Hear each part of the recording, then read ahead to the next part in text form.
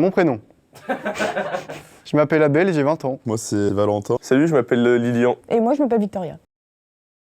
Je pense que ça sent bon, que c'est pratique des fois. Ah, ça doit être bien chimique, je pense. Par exemple, si on fume des clopes à l'intérieur ou quoi, ça enlève l'odeur. Après, tu la laisses allumer longtemps, à la fin, t'arrives plus à respirer. C'est un peu gadget, hein, ça fait une bonne odeur dans la maison et tout, mais je suis pas sûr que ça soit très bon pour la santé en soi.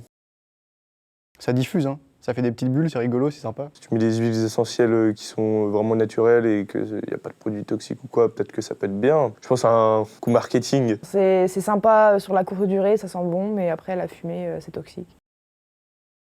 Je sais pas. C'est un gaz toxique. C'est un gaz inodore, mais qui est très dangereux s'il y en a en grande quantité dans une pièce, par exemple, je crois. Entre 30 secondes et 1 heure. 30 minutes, je pense. Ouais, je dirais 15-20 minutes quand même Moi, je dirais entre 10 et 15 minutes, pour renouveler l'air dans un appartement, dégager les odeurs aussi. pour qu'il fasse moins humide, pour qu'il fasse plus frais. Pour pas que ça pue, là. On vous voit, là, dans vos apparts étudiants, ça pue, là. Aérez vos chambres, là. Ça dépend là où t'habites. Si t'habites en ville, c'est peut-être justifié, mais en campagne, t'ouvres la fenêtre, c'est bon. Purificateur d'air, marketing. Je pense qu'on peut l'utiliser, mais que ça sert un peu à rien et que ça remplacera jamais le fait d'aérer tous les jours. Dans une grande ville, l'air il a tendance à être assez pollué, donc ça peut déjà le renouveler un peu mieux.